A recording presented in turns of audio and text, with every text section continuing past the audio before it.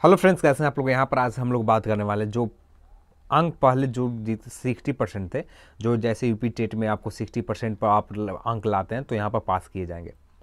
तो यहाँ पर इस चीज़ को अब कम कर दिया गया है। तो इस कम करने के बाद जनरल कैटेगरी के कितने परसेंटेज आपको मार्क्स लाने ज़रूरी है और अदर कैटेगरी को कितने परसेंट मार्क्स लाने ज़रूरी है, इस चीज़ पर हम लोग बात करने वाले हैं। यहाँ पर उम्मीद करता हूँ सभी लोग अपने सिलेबस के अकॉर्डिंग ही स्टडी कर रहे होंगे। सिलेबस के अकॉर्डिंग ही स्टडी करना एक स्मार्ट स्टडी होगा, एक बेहतर रणनीति होगी।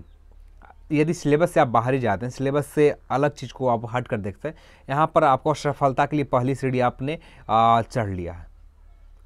पर सिलेबस से पर रहते हैं तो यहाँ पर आप गारंटी है, अपने 100% गारंटी है कि आप यहाँ पर सफल हो जाइएगा। सिलेबस पर जो सिलेबस है, जो जो चीज़ पढ़ने के लिए बताया गया है सिलेबस में, सिर्फ उसी चीज़ को देखें और उसे डिटेल में देखें और कंप्लीटली डिटेल में देखें। क्योंकि सिलेबस यहाँ पर सेट जो क्वेश्चन एग्जामिनर सेट करेगा तो क्या माइंड सेट उनका क्या रहेगा, वो क्वेश्चन क्या सेट करेंगे, ये उन पर निर्भर करता है। ठीक है, तो यहाँ पर आपका बेहतर रणनीति जो एग्ज़ाम का रणनीति है आपने जो बना रखा है, इस पर आप मेहनत जो अपने रणनीति बनाने में समय दिया है, तो उस चीज़ पर आप काम करें, उसी से आपको बहुत बेहतर रिजल्ट आएगा। उम्मीद करता हूँ आप सभी लोग सफल हो। ठीक है, जो कट ऑफ है उसे घटा दिए गए हैं। जो पहले 60% टेट के अनुसार रखे जाते थे, उससे अब इसमें बदलाव कर दिए गए हैं। यदि 45% अंक आप लाते हैं, जनरल कैटेगरी में है, आरक्षित पिछड़ी जाति में आप आते हैं, तो उससे 45% आप लाते हैं अंक, तो यहाँ पर सफल हो जाइएगा। पहले यहाँ पर 60% अंक आपको ज़रूरी थे पहले, पर अब यहाँ पर 45% आप अंक लाते हैं। अब यहाँ पर इस एग्ज़ाम में, प्रारंभिक शिक्षक भर्ती एग्जाम में, बेसिक शिक्षा परिषद का एग्ज़ाम, प्राथमिक एग्जाम में, आप यहाँ पर लिखित परीक्षा में आप सफल हो जाइए। ठीक है, इसमें कंप्लीट न्यूज़ को देखते हैं, उसके बाद हम लोग बात करते हैं। तो बेसिक शिक्षा परिषद प्राथमिक विद्यालय के शिक्षक भर्ती लिखित परीक्षा में उत्तीर्ण और अनुत्तीर्ण होने वाले अभ्यर्थी नया मानक तय किया गया। परीक्षा में सामान्य और पिछड़ी जाति के वह अभ्यर्थी जो सफल माने जाएंगे, जिन्हें 45% अंक मिलेगा। वहीं सामान्य और पिछड़ी जाति दोनों चीज़ के लिए 45% अंक है। वहीं अनुसूचित जाति और अनुसूचित जनजाति के लिए यहाँ पर उत्तीर्ण होने के लिए 40% अंक निर्धारण किया गया। इसमें जो समय सीमा पहले 2 घंटे थे, इसमें भी बदलाव कर अब इसे एग्ज़ाम 3 आवर्स में कंप्लीट किए जाएंगे।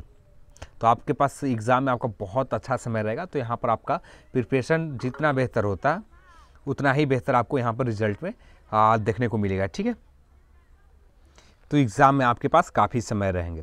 परिषदीय स्कूल सहायक अध्यापक के लिखित परीक्षा में पहली बार होनी है। इसके लिए परीक्षा नियामक प्राधिकारी सचिव इलाहाबाद उत्तर प्रदेश ने एसआरटी का प्रस्ताव भेजा था कि इसमें परीक्षा उत्तीर्ण करने के लिए 60% अंक के अनिवार्य किया था, जिसमें वजह से उत्तर प्रदेश शिक्षक पात्रता परीक्षा यानी यूपीटीटी में इतने ही अंक पर पाने वाले अभ्यर्थी सफल होते थे। ये जो 60% था, तो यूपी टेट के हिसाब से, यूपी टेट में जो आपने एग्ज़ाम दिया उसमें सफल हुआ, उसके बाद आप ये प्रिपरेशन कर रहे हैं प्राथमिक शिक्षा का, तो इसके बाद यहाँ पर विभाग की ओर से कहा गया था कि ऐसे दूसरी परीक्षा में सफलता की प्रतिशत घटाने के लिए औचित्य नहीं है। यह अंक प्रतिशत सामने आने के पर अभ्यर्थी विरोध कर रहे थे। उनका कहना था कि इतना अधिक सफलता प्रतिशत रखना ठीक नहीं है, इसके बजाय सिर्फ प्रमाण पत्र की वैधता तय होनी चाहिए। ठीक है, वहीं एससीईआरटी ने और से स्पष्ट किया कि 60% अंकों को सफलता की प्रतिशत न माना जाए, बल्कि अभ्यर्थी को लिखित परीक्षा में जितने अंक मिलेंगे उसका 60% अंक मेरिट में जोड़ा जाएगा। और इसी परीक्षा तैयारी को लेकर मंगलवार को एसआरटी और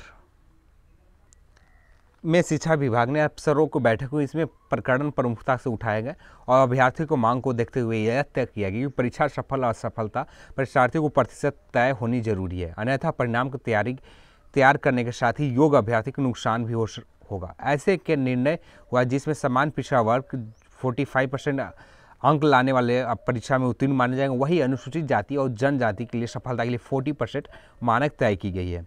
यह नहीं, परीक्षा की समय सीमा पहले 2.5 घंटे तय थे, जिसमें संशोधन करने के बाद 3 घंटे अब समय हो गए। ठीक है, अब हम लोग आगे देखते हैं। इसमें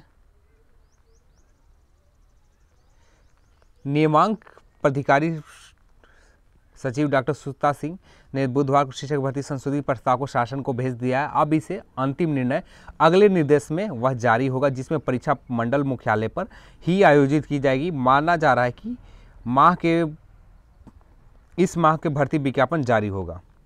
इस माह में भर्ती विज्ञापन जारी कर दिए जाएंगे। इसमें कहाँ पर एग्ज़ाम मंडल मुख्यालय पर आयोजित की जाएगी, तो इसका जो कंप्लीट जानकारी है इस माह के आखिरी सप्ताह तक पूरी तरह से जारी कर दिए जाएंगे। इसका नोटिफिकेशन भी आपका एग्ज़ाम का नोटिफिकेशन आ जाएगा, जिसमें आप रजिस्ट्रेशन करने के बाद आप बेसिक शिक्षक पर भर्ती परीक्षा के लिए रजिस्टर्ड हो जाएंगे। ठीक है, उम्मीद करता हूँ आप सभी को ये वीडियो पसंद आई होगी। तो यहाँ पर आप सभी के लिए बहुत बड़ी खुशखबरी भी है। यहाँ पर जो पहले अंक 60% थे, तो अब यहाँ पर मात्र 40% अनुसूचित जाति और अनुसूचित जनजाति के लिए हो गए।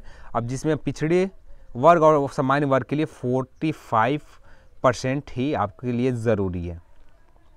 पिछड़ी जाति और सामान्य वर्ग के लिए मात्र 45% आप अंक लाते हैं, आसानी से यहाँ पर सफल हो जाएगी। तो 40% अंक लाना बहुत मुश्किल काम नहीं है।